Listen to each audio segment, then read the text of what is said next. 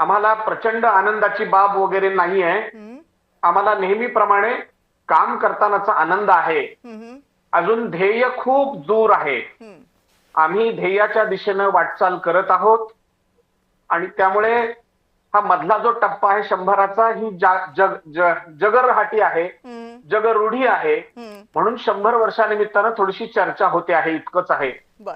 पण या निमित्तानं संघाने काही विशेष वेगळे कार्यक्रम आखलेले नाहीत. हम्म, इतकंच म्हटलेलं आहे की आता आपण जिथे आहोत त्याच्यापेक्षा आणखीन एक 5 पावलं पुढे जाऊया, 4 पावलं पुढे जाऊया, हम्म, सगळ्या समाज घटकांपर्यंत जाऊया, हम्म. देशातला कानाकोपरा, सगळी खेडीपाडी तिथपर्यंत आपण जाऊया, आपला विचार सांगूया.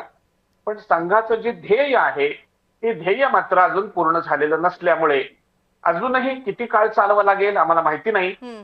परंतु राष्ट्रीय स्वयंसेवक संघानं असं ठरवलंय की ध्येय गाठेपर्यंत चालत राहायचं आहे. आणि ते ध्येयाला संघामध्ये 2 शब्द आहेत, परम वैभव. देशाचं हम्म. देशाचं परम वैभव याचा अर्थ संघ समजावून सांगतो तो असा की आमच्या देशात जेवढे म्हणून समाज घटक आहेत हम्म. त्यातल्या रांगेतल्या शेवटच्या माणसाला अन्न, वस्त्र, निवारा, स्वास्थ्य आणि संस्कार या 5ही गोष्टी मुबलक प्रमाणात मिळाल्या पाहिजेत. त्याला जेवढ्या हव्या तेवढ्या मिळाल्या पाहिजेत, हे त्यातलं ध्येय आहे. आणि त्यामुळे ते मिळेपर्यंत मात्र चालत राहायचं आहे. हा त्यातला सगळ्यात महत्वाचा भाग आहे. बर. ते अजून मिळालेलं नाहीये आणि ते मिळावं म्हणून सातत्यानं संघ प्रयत्न करतो आहे.